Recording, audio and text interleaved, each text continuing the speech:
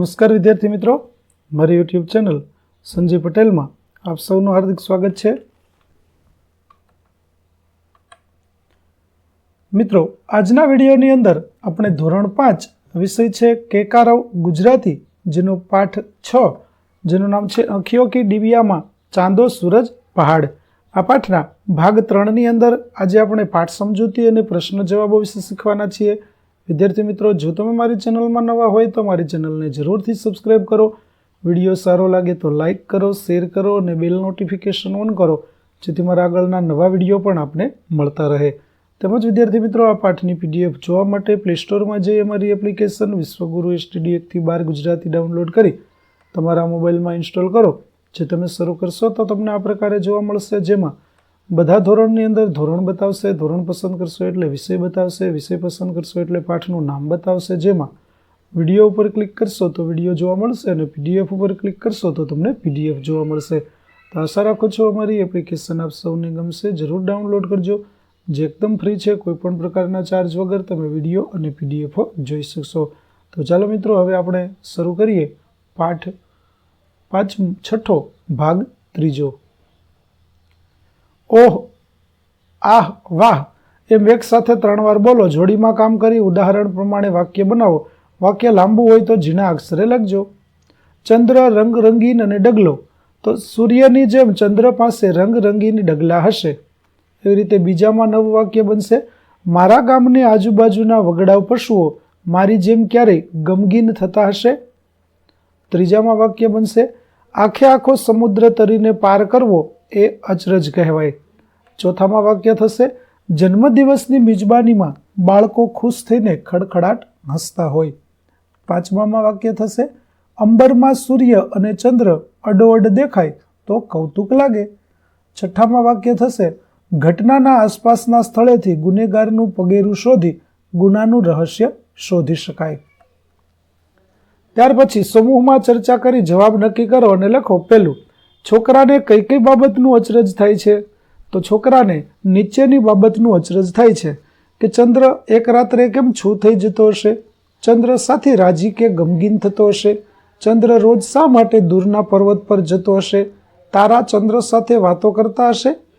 વાદળ ચંદ્રની અડોઅડ ચાલીને દૂરના પર્વત પર જઈને શ્વાસ ખાતા હશે? વાદળ સૂરજે ફેંકી દીધેલા ડગરા પહેરી આકાશના અરીસામાં જોઈ ઘેલા થઈ નાચતા હશે? સૂરજ રાત્રે બારીમાંથી ચંદ્રને જોયા કરતો હશે? સૂરજ, ચંદ્ર, તારા, વાદળ બધા ક્યાં સૂતા હશે? શાની વાતો કરતા હશે? આવું બધું અચરજ થતું હતું. ત્યાર પછી છોકરાને પર્વત પર જવાનું મન કેમ થયું? તો છોકરાને થતું કે વાદળ સાથે રમનારા, તારાઓ સાથે ઠઠ્ઠા કરનારા, ચંદ્ર સાથે મિજબાની કરનારા એ પર્વત પર રહેનારા કેવા હશે? પર્વત પર જવાથી તેને અંબરનું સઘળું રહસ્ય સમજાઈ જશે. ઘરની બારીમાંથી બધું દેખાતું ન હતું, તેથી છોકરાને પર્વત પર જવાનું મન થયું. ત્રીજું, છોકરો પર્વત પર જઈને શું કરવા માંગતો હતો? ત્યાં પહોંચીને તે શું જુએ છે? તો છોકરો પર્વત પર જઈને નિરાતે સૂવા, વાદળ સાથે જમવા, ચંદ્ર સાથે મૈત્રી કરવા અને ત્યાં રહેતા રસિક લોકો પાસેથી સૂર્ય, ચંદ્ર, તારા અને વાદળના રહસ્યોની જાણકારી લેવા માંગતો હતો. ત્યાં પહોંચીને તે ઘણા બધા પ્રાણીઓના પગેરા, તાપણાની આસપાસ બેઠેલા ઘરબારની વાતો કરતા માણસો, પોતાના જેવા નાનકડા ઘર, ઘરની બારીઓમાં પોતાના જેવા નાનકડા છોકરા, શાંતિથી ખિલ્લે બંધાઈને સૂતેલા બકરા, પર્વતની આસપાસ બીજા નાના નાના ગામ, આકાશમાં ઊંચે ચંદ્ર અને તારા, દૂર દૂર બીજા પર્વત, બધી ખીણોમાં અને બધા પર્વતો પર નાના નાના ઘર તથા તેની બારીઓના નાના નાના છોકરાને જુએ છે. ત્યાર પછી ચોથો પ્રશ્ન, પર્વત પરના લોકોનું જીવન છોકરાના ગામના લોકો કરતાં જુદું હતું. તમને કઈ રીતે ખબર પડી? તો પર્વત પરના લોકોનું જીવન છોકરાના ગામના લોકો કરતાં જુદું ન હતું. ત્યાં પણ છોકરાના ગામની જેમ આસપાસ બીજા નાના નાના ગામ, દૂર દૂર બીજા પર્વત, નાના નાના ઘર, ઘરની આસપાસ બારીઓમાં નાના નાના છોકરા, તાપણું કરી ઘરબારની વાર્તા કરતા માણસો, આકાશમાં ઊંચે ચંદ્ર અને તારા હતા. પાંચમું, છોકરો છેલ્લે દુઃખી થાય છે. કેમ?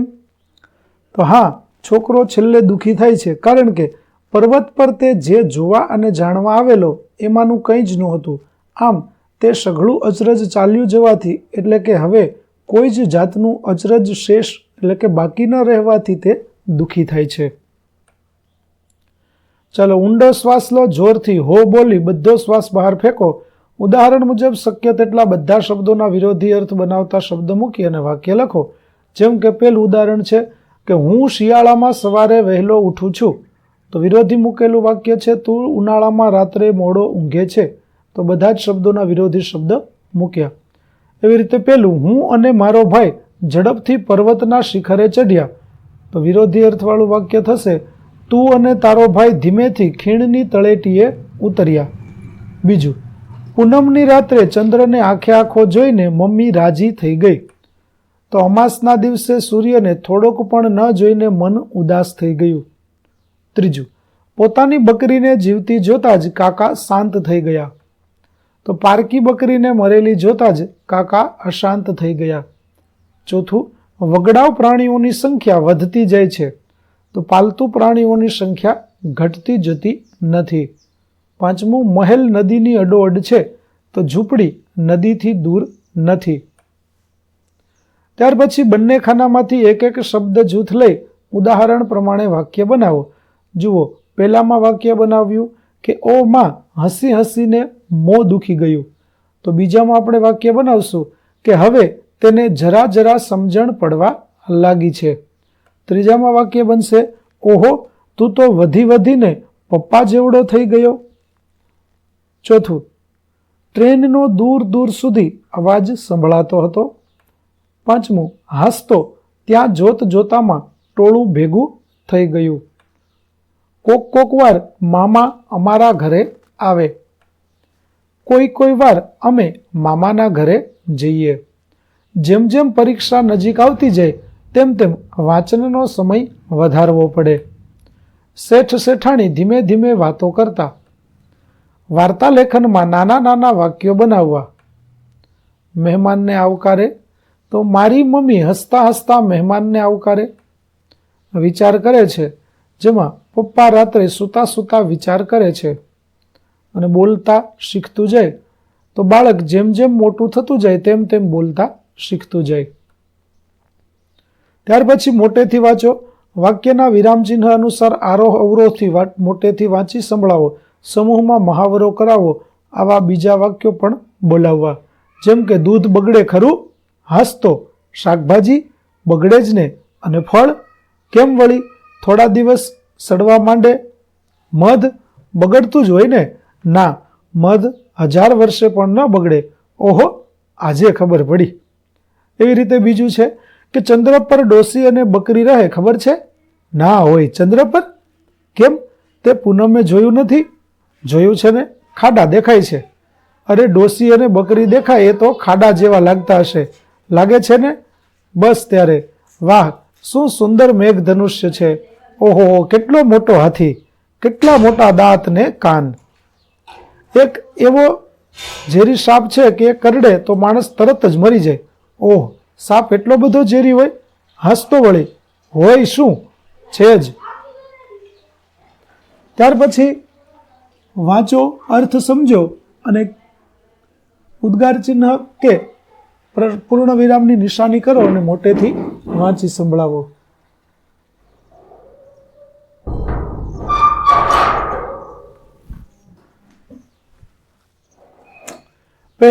શિક્ષક પહેલા 2 વાક્યો બોલી સંભળાવે તે પ્રમાણે વિરામચિહ્ન મૂકી આપે. પછીના વાક્યોમાં વિદ્યાર્થીઓએ વિરામચિહ્નો મૂકવા કહેશે. વિદ્યાર્થીઓ આ કામ પૂર્ણ કરે પછી કેટલીક વિદ્યાર્થીઓ આ વાક્ય વર્ગ સમક્ષ બોલશે. તો ચાલો આપણે જોઈએ. અર, છોકરું પડી ગયું. તો તેમાં આ રીતે લખાશે. બીજું વાક્ય, મારા ઘરે મહેમાન આવ્યા છે. તેમાં પૂર્ણ વિરામ મૂકીશું. ઓહ, મને તો આજે ખબર પડી. તેમાં ઉદ્ગાર ચિહ્ન મૂકીશું. આહા, આવ્યું વેકેશન. તેમાં પણ ઉદ્ગાર ચિહ્ન મૂકીશું. અમે આ વેકેશનમાં પ્રવાસમાં જવાના છીએ. તો તેમાં પૂર્ણ વિરામ મૂકીશું. અરે વાહ, તું તો બહુ મીઠું મીઠું ગાય છે. તો તેમાં ઉદ્ગાર ચિહ્ન મૂકીશું. કંઈ ખબર જ નથી પડતી ને? તેમાં પણ ઉદ્ગાર ચિહ્ન મૂકીશું. સુપ્રભાત, હું મજામાં છું. તેમાં આપણે પૂર્ણ વિરામ અને ઉદ્ગાર ચિહ્ન બંને મૂકીશું. ત્યાર પછી જે વાક્યો આશ્ચર્ય દર્શાવે છે તેની નીચે લીટી કરો. એવા વાક્યોને છેડે ઉદ્ગાર ચિહ્નની નિશાની કરો. સાદા વાક્યોને છેડે પૂર્ણ વિરામની નિશાની કરો. તો ચાલો વિદ્યાર્થી મિત્રો, ક્યાં કઈ નિશાની કરવી તે આપણે જોઈએ. જેમ કે અક્ષરાને ચિત્રકામ એટલું બધું ગમે કે ન પૂછો વાત, તો તેની નીચે આપણે લીટી કરી માટે તે આશ્ચર્ય બતાવે છે. એ રંગો અને પીછી બજારમાંથી ખરીદીને લાવી પણ એમને એક ખૂણામાં મૂકી જ રાખ્યા. આથી ડબ્બીમાંના રંગોને તો ભાઈ આળસ ચડી, એમને કંઈ જ કરવાનું ગમે નહીં, પણ પીછી બહેન ખૂબ જ ઉત્સાહી હતા. એમણે રંગોને સમજાવ્યા અને કહ્યું કે એ કામ કરવામાં કેટલો આનંદ આવે છે. આપણે અક્ષરા બહેનને ચિત્રો દોરવામાં મદદરૂપ થઈએ. ઓહ, અત્યારે તો અક્ષરાને વેકેશન છે. વાદળી રંગે ધ્યાન દોર્યું. રાત પડી ને અક્ષરા સૂઈ ગઈ ત્યારે પેન્સિલ બહેન, પીછી બહેન બધા રંગોએ ભેગા મળીને એક યુક્તિ કરી ને એ પ્રમાણે અદ્ભુત કામ કર્યું. પછી બધાએ ઉત્સાહમાં આવીને કહ્યું કે વાહ ભાઈ વાહ. તો વિદ્યાર્થી મિત્રો, અહીં આપણો પાઠ 6 નો ભાગ 3 છે તે પૂરો થાય છે. આગળના પાઠનો વિડીયો જોવા માટે પ્લે સ્ટોરમાંથી અમારી એપ્લિકેશન વિશ્વગુરુ STD 1-12 ગુજરાતી ડાઉનલોડ કરો. તેમજ PDF જોવામાં આપને જોવા મળશે. તેમજ નવો વિડીયો મેળવવા મારી ચેનલને જરૂરથી સબસ્ક્રાઈબ કરો. ફરી મળીશું આપણે નવા ભાગ સાથે. ત્યાં સુધી આવજો.